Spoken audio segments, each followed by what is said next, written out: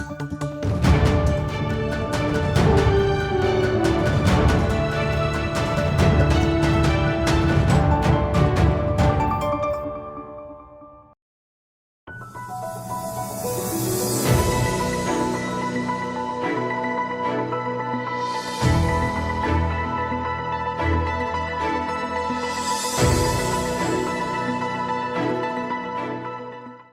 afternoon, ladies and gentlemen, and welcome to the UMFCCI webinar titled New Beginnings, Visionaries Roundtable.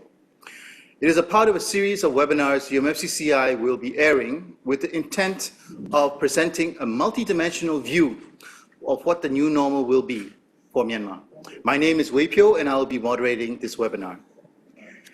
As the title suggests, we will have the privilege of listening to thought leaders and visionaries on how the COVID-19 pandemic has affected Myanmar, but more importantly, how we can adapt and benefit from the crisis. We will then end with a Q&A session after the panelists have given their views. So it is my distinct honor and privilege to bring to you a star-studded panel of thought leaders and intellectual powerhouses. None of the speakers need introductions, but to do them justice, please allow me to do so. First of all, joining us from Australia, Dr. Sean Turnell is the Professor of Economics at the Macquarie University in Sydney. He has served as Special Economic Consultant to Myanmar State Councillor Daw Aung San Suu Kyi since 2015 and has been a researcher of Myanmar's economy for over 25 years. In addition to his advisory role, Sean is also currently the Director of Research at the Myanmar Development Institute in Naypyidaw. Mr. Serge Pan is the Chairman of Yoma Group. Under his leadership, Yoma Group has grown to be one of Myanmar's leading corporations, with 40 companies actively operating in 7 business sectors, namely banking and financial services, real estate development, automotive, agriculture and logistics, luxury travel and tourism, consumer services, and healthcare. In 2018, he was appointed to be Vice Chairman and CEO of New Yangon Development Company Limited, NYDC, a wholly owned entity of the Yangon Region government responsible for the development of New Yangon City. Last but not least is Dr. Tam Yin Oo, who is the chairman of Uta House. He is a best-selling writer, historian, former director of policy planning at the UN Department of Political Affairs, and fellow of Trinity College, Cambridge. A recipient of the Padma Shri from the President of India, he had been selected by Foreign Policy magazine as one of 100 leading global thinkers in 2013, and by Prospect magazine as one of top 50 world thinkers in 2014. Educated at Harvard and Cambridge universities, he is the author of numerous books, including most recently, The Hidden History of Burma, Race, Capitalism, and the Crisis of Democracy in the 21st Century. So with the proper introductions in place, I would like to move to the first session of this webinar. COVID-19 has brought on unprecedented economic and social challenges. What started as a health crisis quickly developed into a global economic catastrophe. It has affected 216 countries, infected over 8.7 million people, resulting in over 460,000 deaths. Supply chain disruptions, lockdowns, historically high unemployment, demand shocks, and business closures have followed. The IMF has forecasted global growth to be negative 3%, and the ILO estimates astronomical unemployment and loss of productivity on a global scale. Myanmar, too, has not been spared. Just yesterday, the World Bank, at its Myanmar Economic Monitor report launch, has revised Myanmar's GDP growth for 2019-2020 from 6.8% to 0.5%. I would like to invite the speakers to give their impressions on the key question of how serious the impact is likely to be for our country. I'd like to first kick it off with Dr. Turnell to open up the discussion, and then I would like to invite Uncle Serge and Dr. Tam Yen Wu to join in. Thank you very much. Over to you, Sean. Well, thank you, Wei Pyo, and firstly for giving me the opportunity to talk to you about these really critical matters. So the first thing to say, of course, is and will continue to impact upon Myanmar very severely. It's important, I think, to put some context around which COVID-19 arrived in Myanmar, which is just to say that around the whole issue, from beginning all the way to the present, is a profound fog of uncertainty. I remember being in Naypyidaw in around January when we first started to hear about some things going on in China. The initial disruption, of course, in Myanmar was just in some of the value chain. Some of the garment factories were reporting that critical inputs coming in from China were being delayed. Then, of course, we had some blockages to Myanmar's agricultural exports to China. After that, of course, we then started to get a reduction in remittances businesses. The tourism business then quickly followed. And so a sort of a cascading effect, if you like, of the pandemic began to be felt. But in the midst of this, again, really profound uncertainty. I remember, again, also talking to some international experts at the time, some epidemiologists, who were predicting, and these were some of the best epidemiologists in the world, were thinking that the casualty list for Myanmar, the number of deaths, would be in the millions. 2 to 3 million were some of the numbers that we were hearing initially. So it was in that context that the government's initial response in reform of the COVID economic relief plan were put together. But that uncertainty, and I think profound international dysfunction, unfortunately, just a complete lack of global leadership. I think most of the institutions that we've relied upon for decades have been found wanting. So just to say, you know, the Myanmar government, I think, has really had its work cut out for it. Wei Pyo, you mentioned, I think, a really critical number, which was, as you say, given by the World Bank yesterday, the estimates of Myanmar's GDP growth rate dropping from, you know, the mid 6% down to 0.5%. Just a couple of comments on that. On the upside, it means that Myanmar is still officially one of the very few countries in the world that is growing.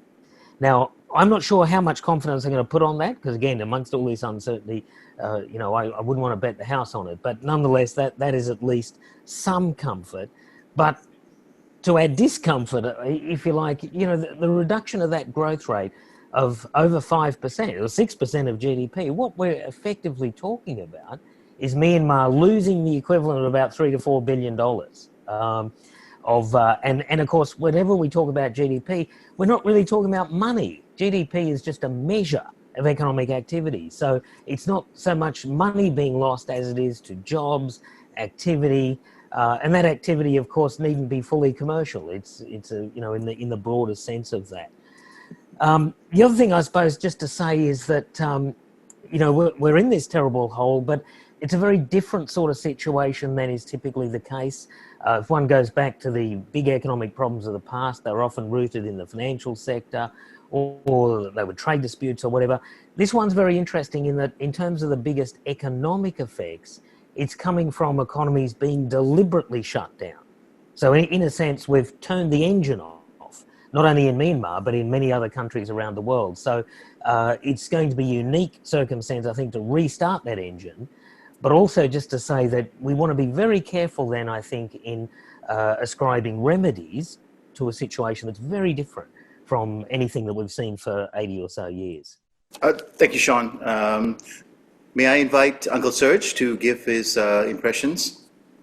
I would like to first start by saying that, you know, the GDP growth statistics, it's very telling, but it is something, as Sean rightly mentioned, it's basically a measure. The normal people on the street actually has very direct relationship with whether we're growing at 6% or 8% or a minus 3%. What is really going to be very apparent and prevalent is jobs, the loss of jobs, the unemployment. I think one of the most critical crisis that COVID has prompted is this mass unemployment crisis. If you talk in terms of Myanmar, and of course the whole globe is facing the same situation, but in the context of Myanmar, if you add on the number of foreign workers that have been working overseas and have now come back home, they're in hundreds of thousands. This is going to really create a staggering problem, which is critical. And I think it really is going to be explosive if it's not attended in an effective and a timely manner. So I would like to say that for us, how do we really quickly, swiftly, effectively create massive job opportunities is something that we should really attend to. And only then can we perhaps cushion whatever hard landing this COVID is going to bring to us. Now, how do we, create, instead of just becoming job creation is becoming very much of a cliche, everybody likes to use that word, but how do we really create a sustainable sort of creation of job opportunities? It's a huge challenge facing every government, and particularly our own government too. I think the COVID economic relief plan has highlighted some things that will be done, which is very positive and which is very good. But I would also like to say that creating jobs, we will have to really think of not short-term creation of jobs, but really long-term sustainable creation of jobs. Jobs that will be there for 1, 2, 3 decades from now. Okay? And that really requires some careful thinking. How do we do this? And I would like to see a lot of attention given by the authorities, by the government, and a lot of support by the private sector, how to collectively overcome this crisis by job creation.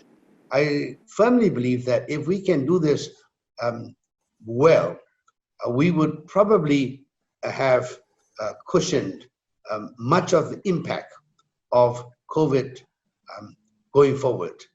Maybe I'll stop here. Thank you, Uncle Serge. So may I now move towards Dr. Tam Yen Woo?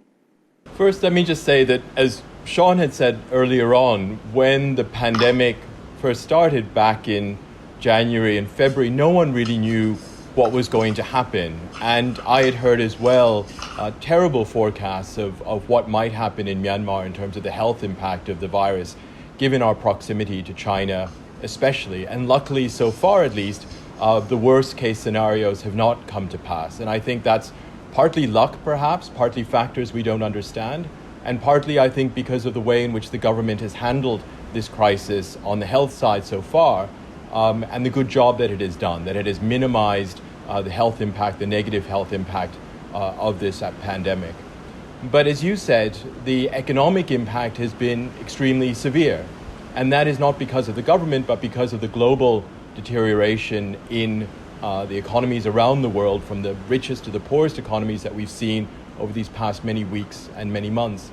But I think if we take a step back, what is important to understand is that with this pandemic, coming especially at this particular moment in geopolitics as well, growing tensions and rivalries between the US and China, now also between China and India, we are certainly entering now not just a much more uncertain, but also a much more dangerous world.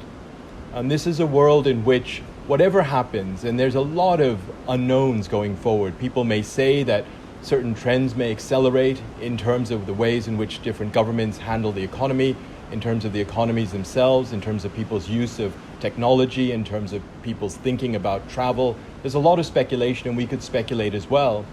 But I think we can say that given this pandemic, which is unparalleled in all of our lives, that the perception at least will be that we are entering into a much more dangerous world. And this is happening at the same time that we're seeing a climate crisis that is almost certainly going to deepen over the coming years and decades as well. So in that world, in that more dangerous world, I think for a small country like Myanmar, still a very poor country like Myanmar, the need to speed up our efforts to develop this country and raise living standards and raise capabilities is all that much greater. And so I think the pandemic, in a way, and again, we're lucky, and in a way it's because of the government's handling of the health crisis so far that we haven't had this health impact, but we can see it in a way as a dress rehearsal for what's to come. With climate change, we may be facing increasingly difficult, perhaps catastrophic conditions within our lifetimes, perhaps even within 10 or 20 years. And so in addition to fast-tracking, moving ahead, having a laser-like focus on the development obstacles that are before us, not just growth, but the development of the country and the development of the economy, I think that we really need to take stock of how the world is changing and really invest as a country in terms of understanding this in detail, monitoring this in real time, thinking through what strategic options we actually have, and then having in place the government institutions that can not only design but also well implement all of these different things. Let me just add that, the economic crisis, the downturn that we're seeing, and I think I agree with everyone that we don't really know exactly what the impact has been so far. It may be 6 months or a year before we can look back and understand exactly what the impact has been on people and businesses across the country. But this is a country where millions of people are living in extremely vulnerable conditions. And these are not just people in conflict-affected areas, these are people in urban slums, these are people who've been dispossessed from their land over the past decades, these are people who are living at or below minimum wage and who cannot cope with an economic downturn. So I think we have to think about how vulnerable people are in this country, that this is a country of violent armed conflict in places as well. And again, let me just close by saying that, this pandemic is a wake-up call on the absolute need to focus on the development priorities of this country and come together as a country around those development opportunities before it's too late. I think the government has taken really important and good steps in the right direction, but this should be the time that we really focus as a country on discussing what comes ahead and have a whole of country effort to make sure those things happen, not in decades' time, but over the coming months and years. So thank you, gentlemen, for the first session. Sean, you talked about, you actually placed a number on the impact of the downgrading of 0.5% GDP. What does that really mean? It is very clear now, dollars and cents is $3 to $4 billion that impacted our small economy. I think what you're saying of how to restart, what are the prescriptive measures, what are the actions and policies that the government needs to do and needs to implement is very telling. Uncle Serge, I think what you were talking about, employment, job creation, and particularly when you mentioned that it is not a short-term thing. Job creation needs to be viewed from a sustainable long-term strategy.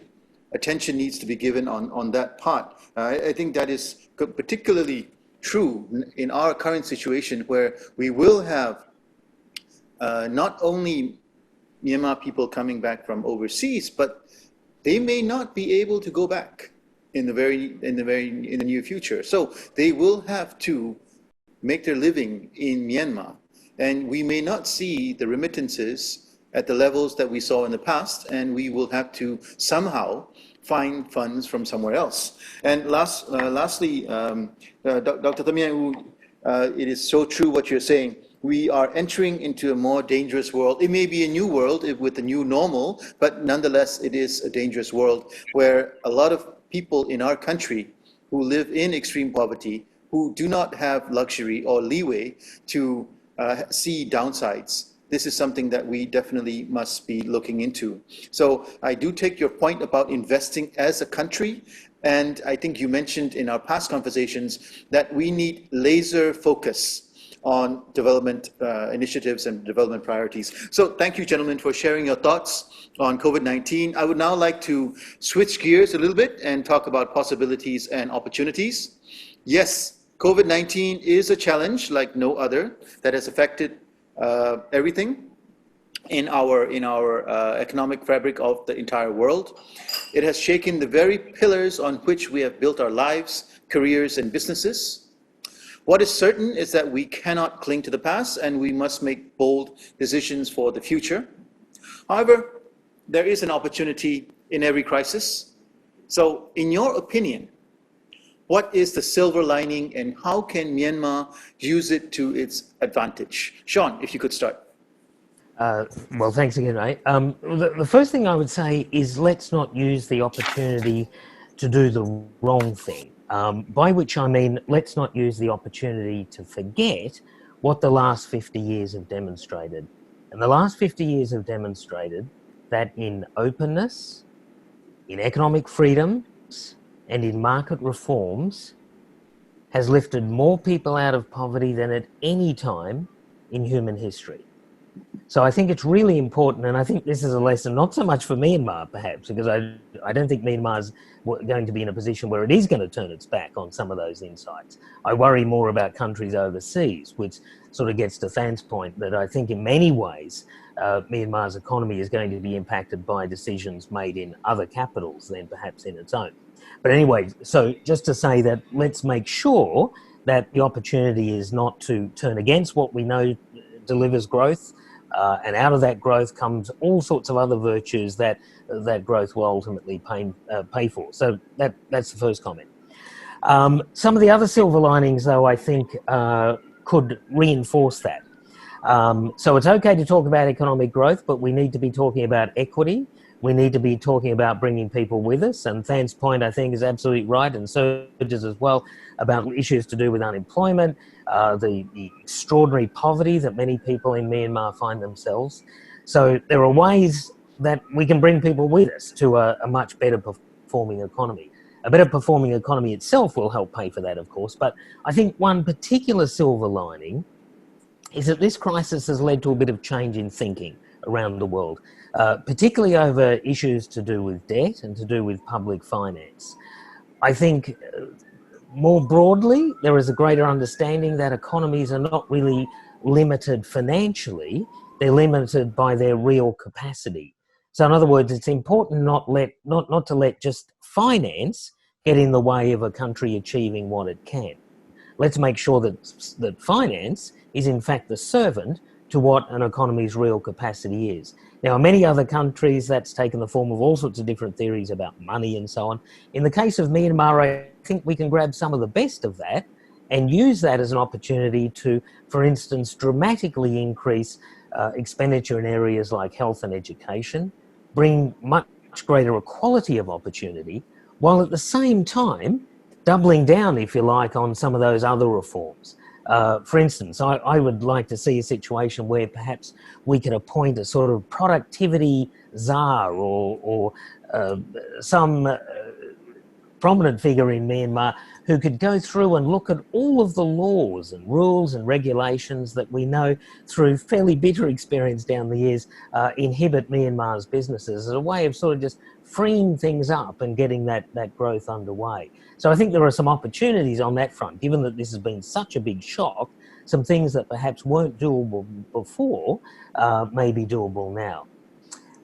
In a very direct and practical way, likewise, I think the government's response in terms of the COVID economic relief plan, I think that lays a very good foundation in a number of areas.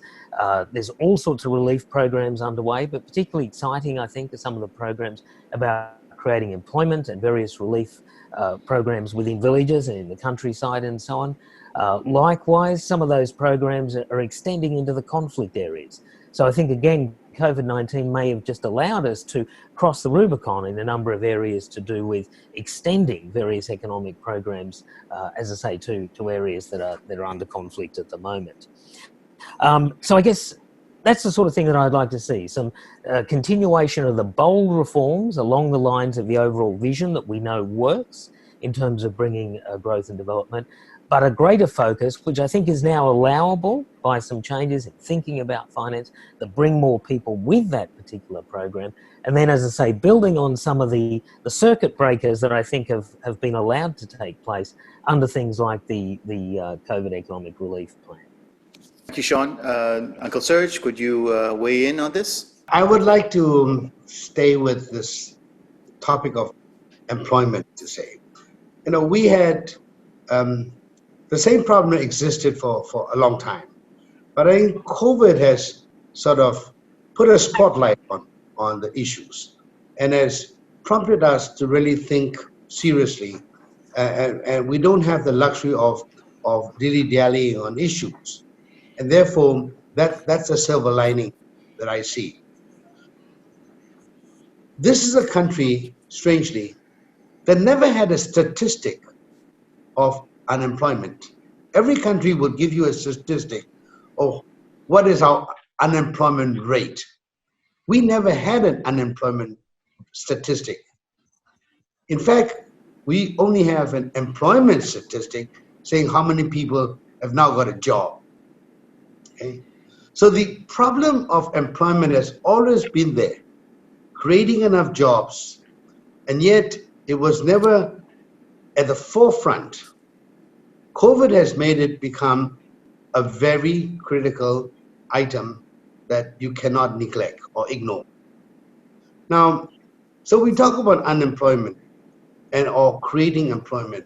What I feel we should be thinking of is that of all the problems we have, both politically, economically, socially, okay, we have on one side the problems and we have on the other side various options, solutions to solve those problems. But if you take that and you look at all the different solution options, there's only one thing that actually stands out, and the operative word is what Sean just said. Let's not forget that some countries have been able to uplift so many millions of people above the poverty line. Okay? And that is, I think, the operative word for us. How can we lift a good percentage of our population above the poverty line? And if we can do that, even just marginally above the poverty line, I think it would be a great social improvement, a great improvement to people's lives and people's livelihoods. So what I see is that we have an action plan now, so-called the COVID relief, economic relief plan. Okay? In there, we have many items that needs to be implemented, mainly in infrastructure building and so forth. Okay? These will no doubt create a great deal of employment. But we need to look at it from the lens that has been one of the major drawbacks.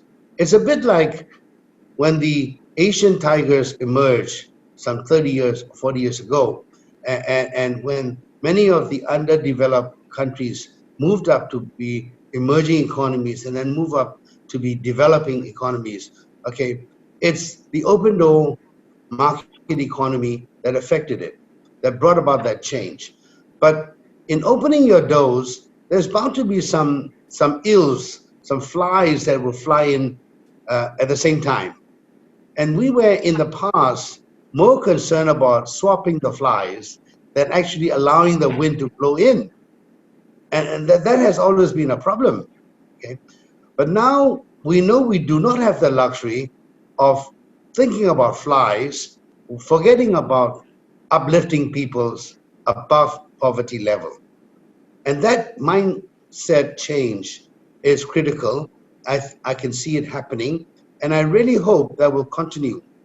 Because in order to sustain employment, I think we have to get over this mindset that being able to bring a factory into this country is the end objective. No, that's just a start. As a matter of fact, if you're able to bring one factory in, that's just a start. You should be able to bring in the whole ecosystem, from upstream to midstream to downstream in production. Okay? You must be able to think in terms of 1, 2, 3 million employment, not a few 100,000. And if you need to do that, you need to have a strategy that brings in an ecosystem, the whole supply chain.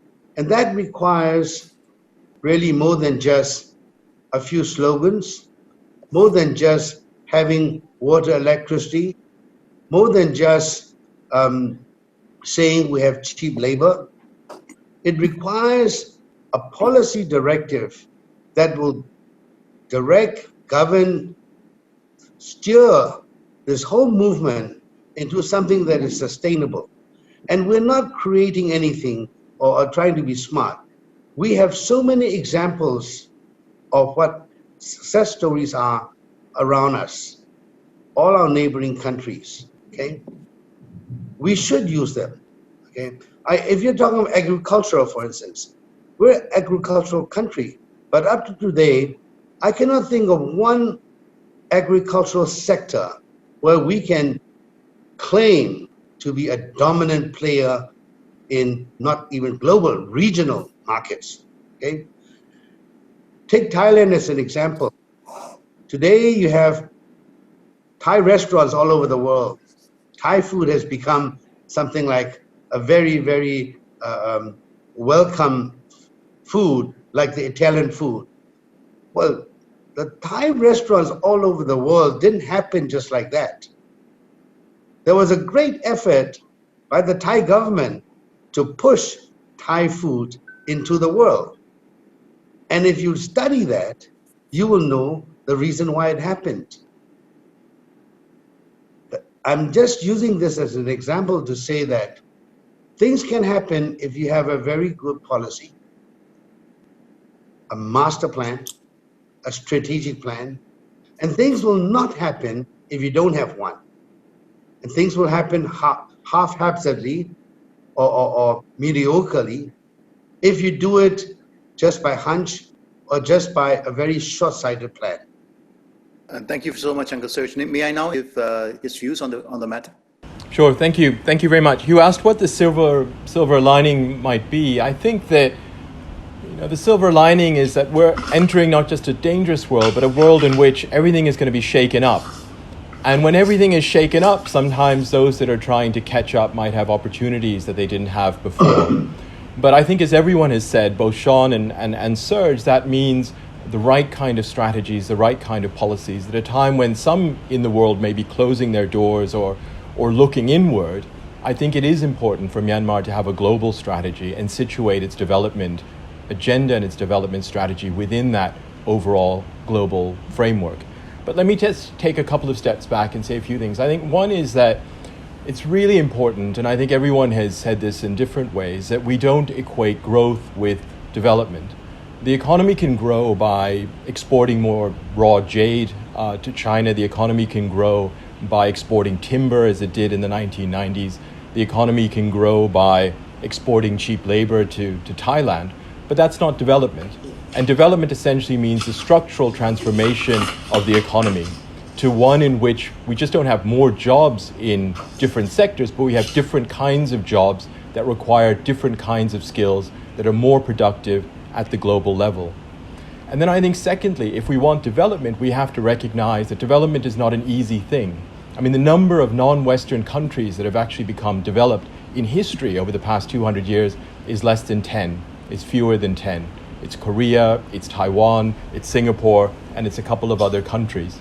And they did this through an industrialization program that was led by their governments and by visionary leaders in those countries, which grew not just the existing sectors of the economy, but also manufacturing as well. So I think the way forward for Myanmar is, of course, to look at what our comparative benefits now might be, whether it's in tourism or agriculture over the coming years, but also to grow the manufacturing sector, broadly sort of conceived. I just don't mean sort of old smokestack industries, but thinking about what manufacturing is going to mean in the mid-21st century and how we might be able to gain the technologies, the know-how, the skills to have those sectors here. It doesn't mean just foreign companies coming here and setting up factories here. It means Myanmar companies being able to build those factories, having that know-how, being able to create those sectors and be successful in those sectors globally, not just for our own country, but for global markets as well. And I agree with everyone that we need the right strategies for that, but we also need the right institutions for that. The big problem of Myanmar since independence has been that we inherited incredibly weak state institutions. We've had an internal armed conflict ever since. We've had a state that's become that was incredibly oppressive and also became very corrupt as well. And people, very understandably, want to get out from underneath that state and push back at state control. So the challenge is, how do we reform state institutions, which are now much more democratic or democratically led than they were in the past? But at the bureaucratic level, what are the bureaucratic institutions that we need that are able not just to strategize, but to implement the kind of policies that we want? What is the mix of policies that we want? But what are the bureaucratic institutions that can be entrepreneurial, that can help the private sector, help ordinary people, and really navigate what is going to be, again, as we've all said, an uncertain and difficult time as well. And lastly, let me just say, what's perhaps more important than anything else is that in thinking about the opportunities that we might have, and that means thinking about how the world economy is changing, how the Chinese economy is going to change, the Indian economy, the regional economies, what opportunities there are in front, and how we're going to grab those opportunities. It is the people of this country, the ordinary people of this country, that have to decide. I think we as experts or people who are knowledgeable about some of these issues should put forward options and ideas, but they have to be democratically debated and discussed. And I think it is that discussion and debate of the future of this economy. What kind of economy do we actually want? Do we want an economy, for example, that is heavily based on heavy industry or manufacturing? Do we want to depend on tourism, as Thailand did, to reach a certain level of the economy? All of these things will have different impacts in terms of people's jobs and how people live.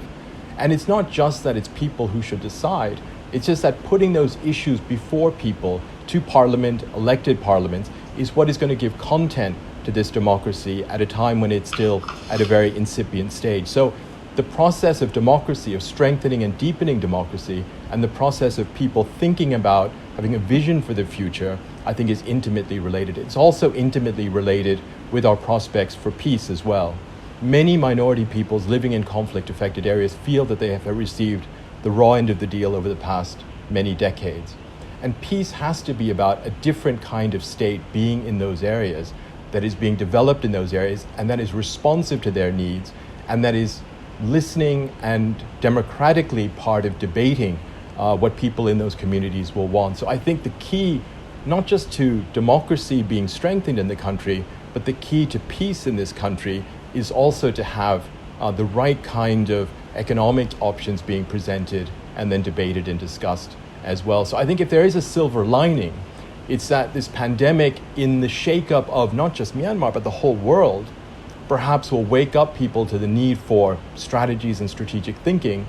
But my specific sort of advice would be, or my specific sort of thought, is that that has to be accompanied by quite radical institutional reform, so that we have the bureaucratic institutions in place that can respond to what is decided democratically about the way forward in terms of development strategies ahead. Thank you so much for all the very deep and far-sighted conversations and thought processes that you have presented so far. I definitely learned a lot. Sean, you were talking about equity and equality and how we have the chance right now to bring people up, not just one or two, but on a massive scale. And I particularly like what you were saying, that finance is the servant of the economy's capability and potential. And that in itself, I think, warrants another session later on. You also talked about the productivity czar, and I'm kind of very interested to see how that could play out in the new normal. Uncle Serge, you pointed out that unemployment has not been at the front and center of our policies to date. And it is very interesting when you talk about sustainable employment and how you link it with attracting investment, not just on a factory or individual or sectorial basis, but attracting the entire ecosystem, the entire supply chain, and how a country and the economy can develop from that. So that is something that we can keep in mind. And the last thing is about Thai food, and I assume that you like Thai food, and that's why you gave that example. But it is very true. And of course, Dr. Tham Nhu, the first thought that came to my mind when you were giving your thoughts is the Great Reset. So we have a chance to reset, and we have a chance to think about new policies, new strategies, and new opportunities. But what you said was particularly interesting is growth versus development. And that is a distinction that a lot of people do not make, but it's about diversification of competencies, as you so rightly pointed out. And it is so interesting that you have said that we need to build bureaucratic institutions so that they can help us with the democratic process, with peace and the national economic development. So thank you very much, gentlemen. And right now, as the session winds down, I would like to take some questions that has been sent in. So the first question is directed towards Dr. Tham Nhu. It is from Yuichi Nita from the Nikkei Asian Review. So the question is, amid the pandemic, the tension between China and the United States has risen to the highest level. Myanmar is, naturally because of the strategic location, considered trapped by the regional power. What do you think about the direction of the country, if you please? I don't think it's necessarily trapped by the regional power, by which I assume he means China.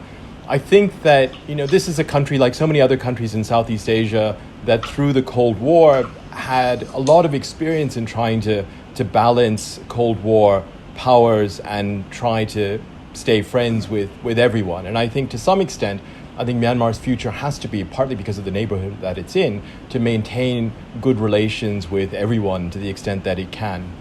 I think with China, though, there's a particular sort of issue, which is the growth of China, the Industrial Revolution in China over the past couple of decades, the sheer weight of China's economy today, which means that if Myanmar simply opens the door to China and simply strengthens trade and investment from China, there is the real and present danger of coming under China's economic domination in a way that probably doesn't exist with other countries around the world. But I think the way to handle that is not to shut the door to China in the same way that it wouldn't be to shut the door to any other country, but to really have its own clear development framework, what it wants to do, what I talked about before in terms of the vision it has for the structural transformation of the economy, the development of the economy, the development of Myanmar companies, whether it's public or private, the sectors that it wants to grow, and then harness the fact that it is next to China, harness the fact that it is in this region between some of the fastest growing markets in the world, and ensure that all of those things, the interactions with these other economies, fuel the process of structural transformation in this country, fuel the growth of Myanmar firms that are increasingly competent and able and knowledgeable and productive to produce things themselves across the different range of sectors. So I think that in the same way that I had said before, that the right kind of development focus is the key to democratization, is the key to securing peace. It's also the key to how we should think about the relations with our neighbors and neighboring markets as well. I think if we see everything in zero-sum terms and see everything in terms of a geopolitical game, then I think we're always going to be on the defensive, and we're going to be on the receiving end of proposals from China that Myanmar people will have a tough time trying to figure out how to respond to. But I think if we have our own vision, democratically decided, the institutions in place to make that happen, then we'll need investment from all over the world. We'll need partnerships and relationships and trade relationships all over the world. And that's the way out also of a difficult relationship with different powers at this time going forward. Thank you, Dr. Tham Nhu. So the next question is directed towards Uncle Serge. It is from U Mien Te Win. So he has given you some context so that you can ponder the answer. For Myanmar to prosper, I believe foreign direct investment is vital for the immediate future, while education and cultivating innovative culture are critical foundations for the long-term success. To attract FDIs, infrastructure and low-cost labor forces, among other things, provide immediate cost benefits to foreign investors. However, it is understandable that the infrastructure investment may take a decade to realize its effectiveness. So the question has two parts, and I will read it out to you. The part number one is, how could we optimize our advantage of a low-cost labor force amid the pressure of increasing minimum wages without real productivity growth and frequent labor protests? That is the first part. The second part is, CMP manufacturing seems beneficial to Myanmar in the short term, but it may not position well for Myanmar strategically in the long haul. What specific manufacturing sectors would you recommend Myanmar develop so that its infrastructures can be built around those sectors? I'll answer the first question first, which is, how can we optimize our advantage of a low-cost labor force amid pressure of increasing minimum wages with our real productivity and growth and frequent labor protest? The issue of labor is always an important factor, an important matter for any government to maintain a balance between, economic growth and social improvement, i.e. raising living standards.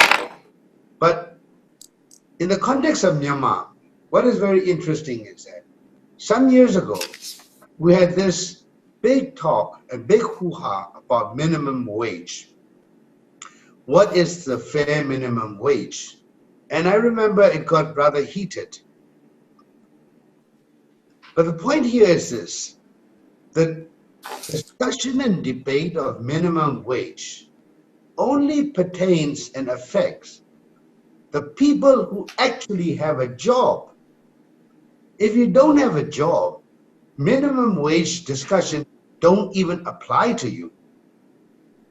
So for us to be spending a lot of attention on minimum wage debates, while perhaps losing focus on the people who don't have jobs and how to create employment so that they too can have a job, so that they too one day can talk about minimum wage, is, I think, much more important.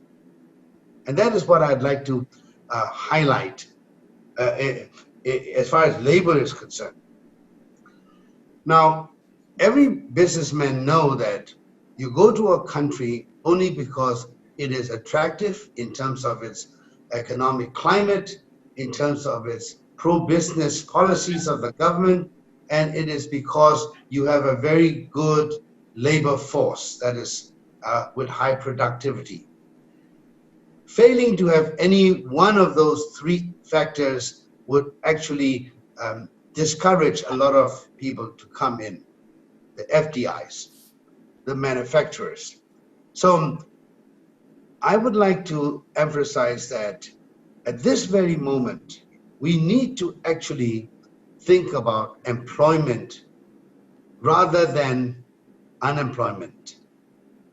We've always been talking about unemployment, but we never got to employment yet.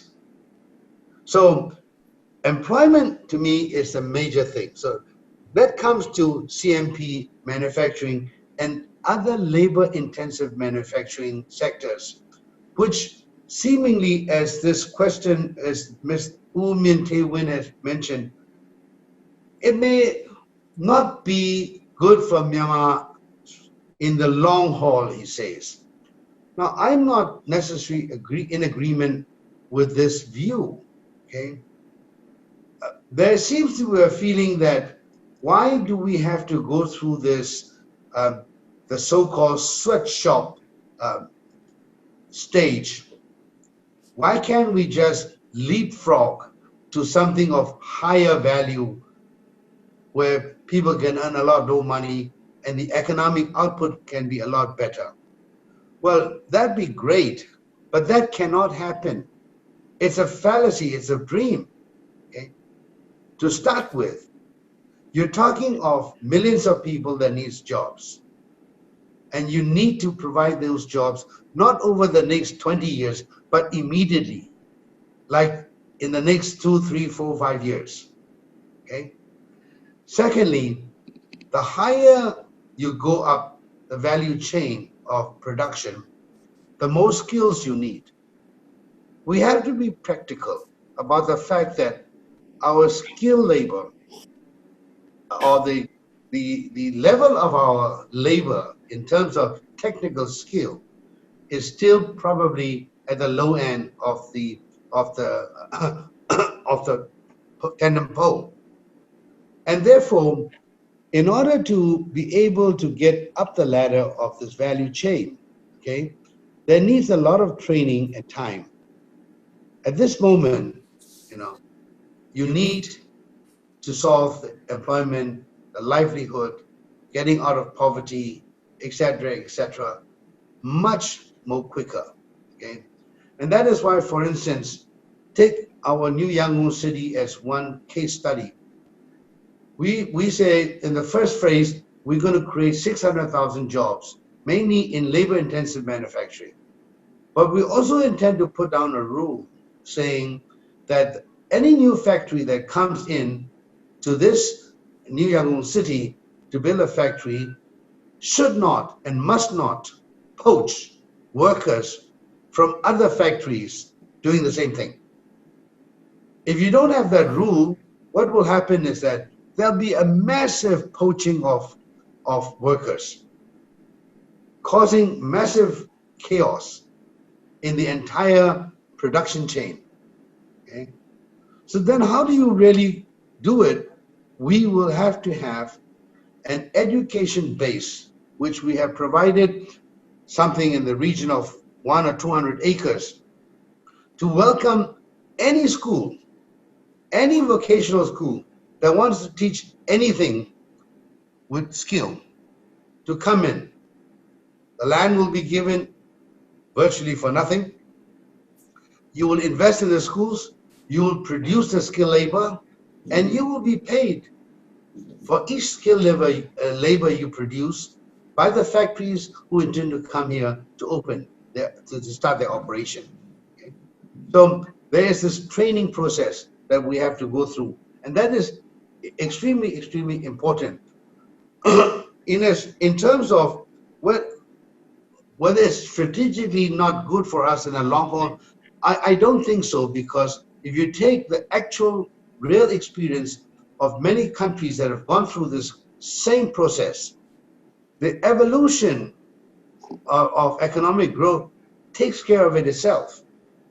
There will come a time, as it is today in China, that they do not wish to continue with this massive labor-intensive industries. They're going up the ladder. And that's why they're all moving, migrating out of China, because the market situation cannot afford them anymore, right? So the labor costs are too high now. So they have to move those intensive industries out. Things will take care of itself. And it would be wrong to think that because long haul, strategically, it may not benefit us, we shouldn't do that.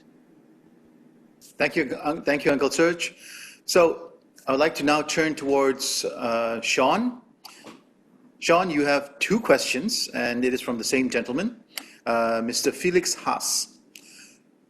So the first question is, from 2015 to 2019, before the COVID-19 challenges, which were the reforms that have contributed to fiscal expansion, hence to economic growth? If you were to name the top 3 reforms that have contributed to economic growth in Myanmar, which are those? So that is the first question. Maybe I'll give you time to respond to that before we go into the second question. Well, my first reaction is to say only 3. There have been, of course, many reforms and many good decisions, I think, that have taken place over the last 3 years. But let me focus on 3 items. Number 1, I think, is fiscal prudence. which has enabled Myanmar to be in the place that it is at the moment, to respond in highly productive ways and needed ways to this current pandemic. And by fiscal prudence, by the way, I don't mean a lack of spending as such, although that's part of it, clearly. Not wasting a lot of money, which has sometimes been the case in Myanmar.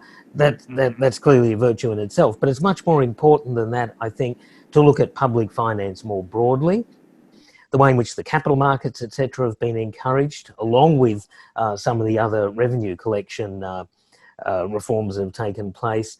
And then I think rolling it all into this whole notion of fiscal prudence as well, the excellent relationships that the government has cultivated and maintained all the way through with the multilateral institutions, some of the bilateral partners and so on. But it does mean that Myanmar has this elastic margin, which has been highly useful in response to the pandemic, but I like to think could be very useful going forward as well, particularly in those really social productive expenditures that I mentioned earlier. So that's number one. Number two, I would think, is the creation of the Project Bank. Because the Project Bank, for people who perhaps don't know about it, it's essentially a vehicle through which Myanmar can advance in terms of infrastructure. As we know, Myanmar business is held back in all sorts of areas because of poor quality infrastructure, whether it be roads, ports, bridges, electricity, etc. The Project Bank promises, and I think it will deliver given the people who are in charge of it, a much more rational, reasoned process to bringing about that critical infrastructure. So, and of course, the infrastructure is not just important for business, it's also important, I think, much more broadly. So I'd nominate that at number two. Number three, I have a number of them all tied together. It's very hard for me to pull apart. I, for instance, greatly applaud the government's efforts with respect to mobile financial services. Now that clearly, of course, is built on the telco reforms, but I think mobile financial services are really proving themselves at the moment, so I'd like to put that one in. But if I could sneak in a couple of others at equal third place, I think some of the freedoms extended to people in agricultural areas has seen great growth, very quietly, in value chain developments around some really key agricultural products, particularly in areas of things like maize and so on. So I'd highlight that a little bit. The final thing, though, equal third, I think the government has handled extremely well and adroitly the relationship with China. I think Thant and Serge both are extremely articulate about some of the issues to do with China, some of the real upsides and some of the things to be perhaps more cautious about as well. But I think so far the government has handled it extremely well. The news of today is all about some of the ways that other countries have mishandled that relationship and some of the problems they've got into. And I think Myanmar has been especially adroit at staying out of trouble when it comes to that relationship, and it's just a matter of now, I think, of maximising it going forward. Thank you very much, Sean. I applaud your enthusiasm for going over the three required answers. So this is the second question. What do the CEOs of domestic banks think about the financial sector reform under the NLD government? How do the local bank executives really feel? So that is the question number two. Indeed. Well, the first thing I should say is it would behove me not to speak on behalf of the CEOs of Myanmar's banks. So I'll leave their feelings perhaps up to them. But we can judge, I suppose, their reactions by their actions.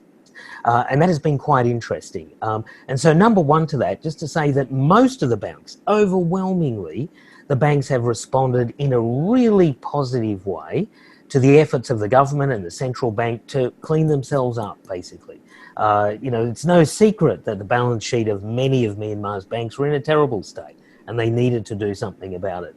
And I would say again that overwhelmingly the banks have exactly done that. They've done something about it. So judging by their actions, I think it suggests that they're in rough accord with what needs to happen. They want to keep their banks prudent and safe, and that's what these measures are for.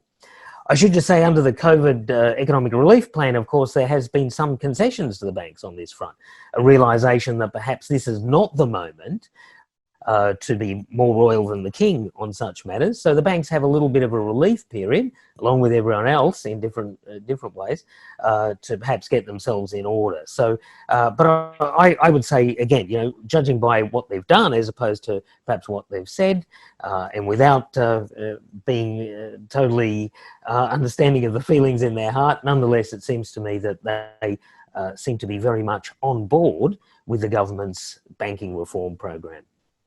Thank you very much, Sean. So the next question is for Uncle Serge, actually.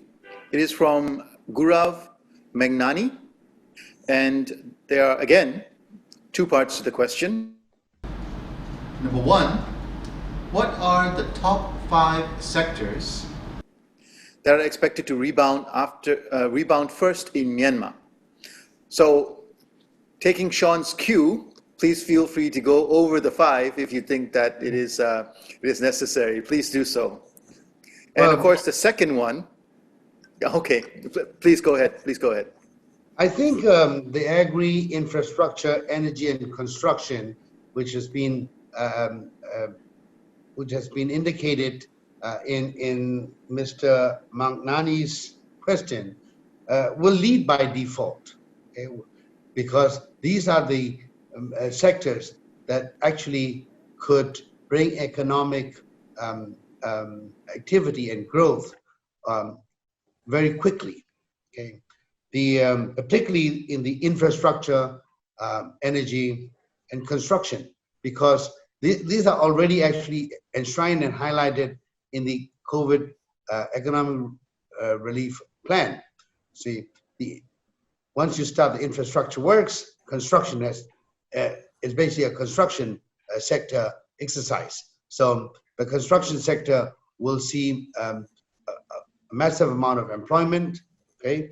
And of course, we are also putting a lot of emphasis on energy, okay? Of what the government is doing in the past 6 months. It's quite apparent that a lot of attention has been given to energy, and we see great improvements in that energy sector. So those will go ahead, but the others will follow.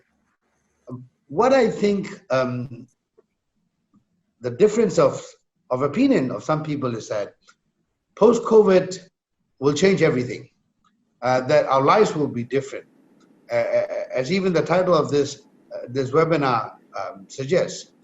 But I feel that actually not much will change. We will still eat the same food. We will still cook the food in the same way we used to cook them. We will still use the same ingredients. We will still act in the normal way we acted in the past. The only thing that probably will change is how we do it, okay? So we will do it digitization. We would actually make an order through our phone rather than going physically to a restaurant or to collect a purchase. So the way we actually execute it may change, but the fundamental way of living, of working, of acting, of doing business should not change, okay? So on that theory, virtually every sector that used to exist in the past would continue to exist and can continue. They will just have to learn how to use modern tools that people have turned to use more than conventional methods or tools, and the ones who can adapt to that quicker will benefit. And that hopefully answers the first question. It does very well. Thank you very much. The last part of the question, what is the short-term outlook on the Myanmar chart versus the US dollar?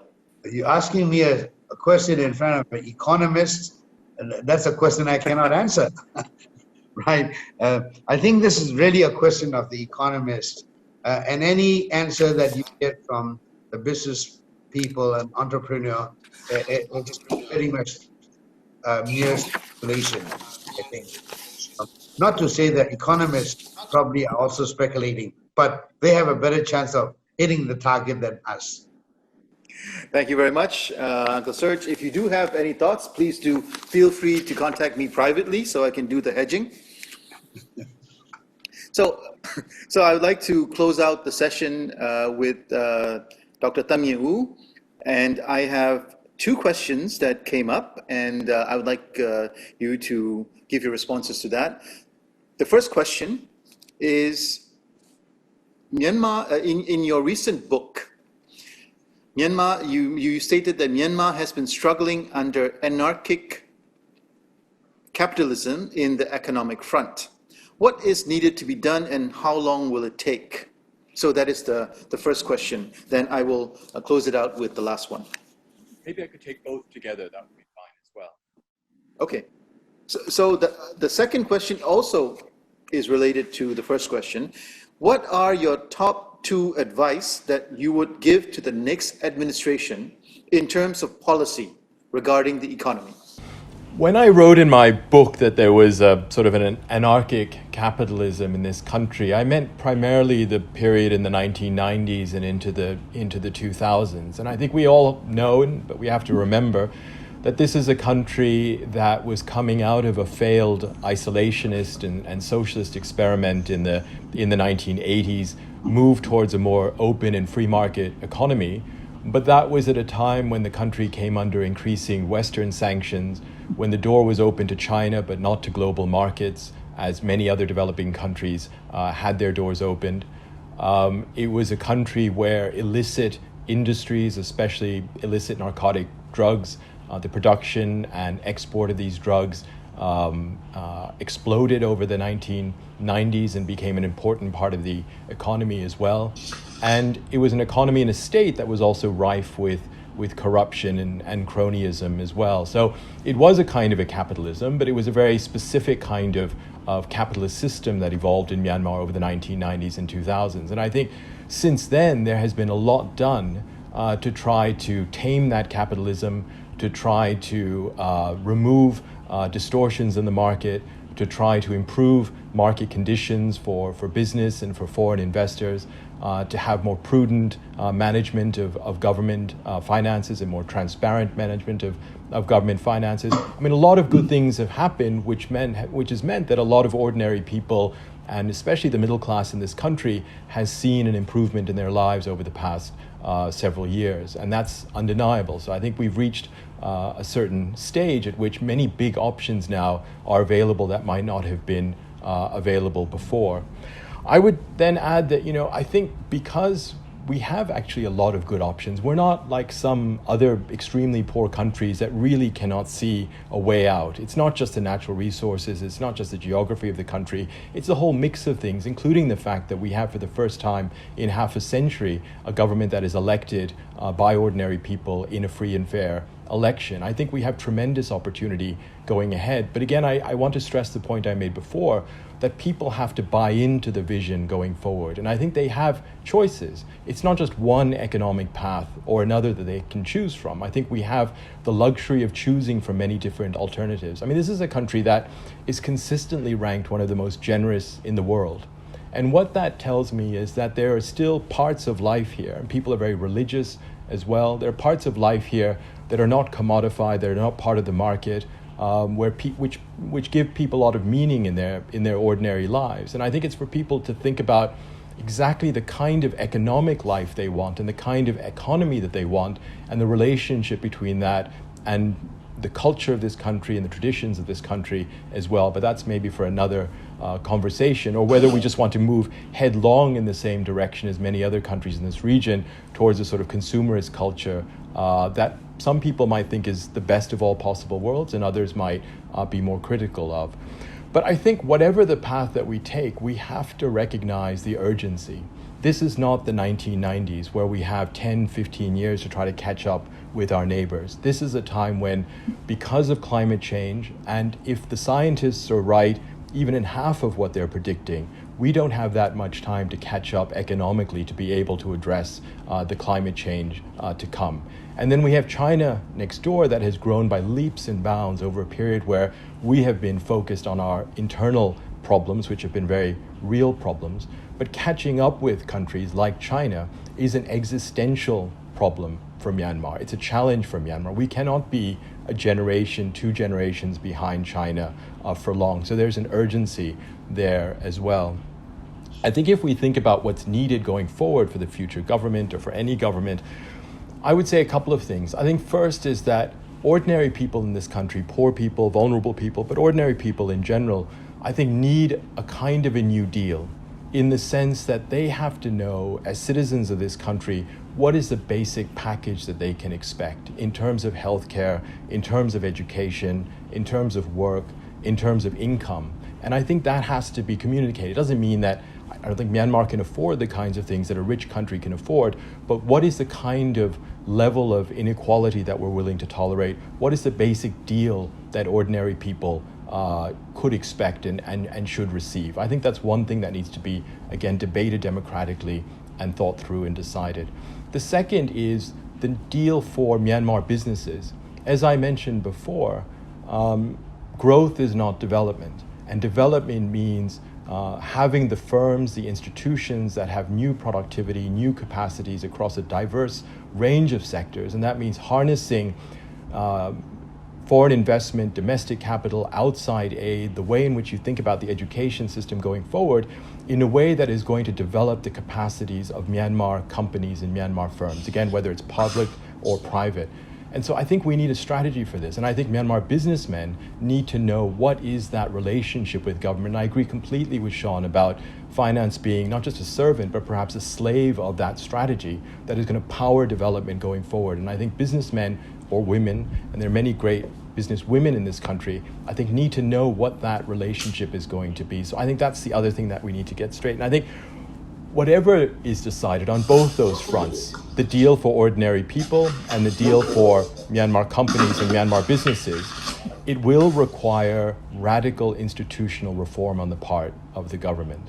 Not at the top level in terms of the constitution, that's important, but that's a separate set of issues.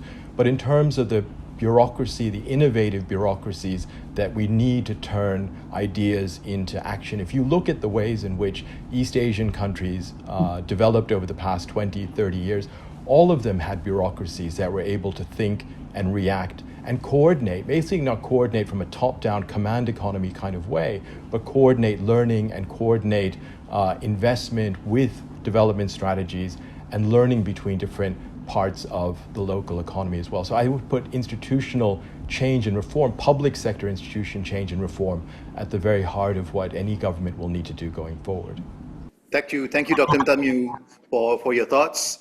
We are running out of time, so I'd like to wrap up this webinar by saying that thank you so much, Dr. Sean Turnell, Uncle Serge Pan, Dr. Ntamyu, for sharing your time and your wisdom.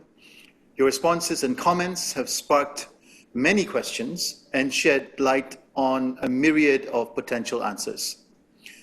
I have no doubt that our audience has been given a great deal to think about, and it is our sincere hope that Myanmar's government and policymakers will capitalize on today's ideas and design a strategy that will place Myanmar in a stronger position in the new normal world. Thank you for your participation, and we would like to invite you for more engagements in the future as well. Thank you, gentlemen. Thank you very much.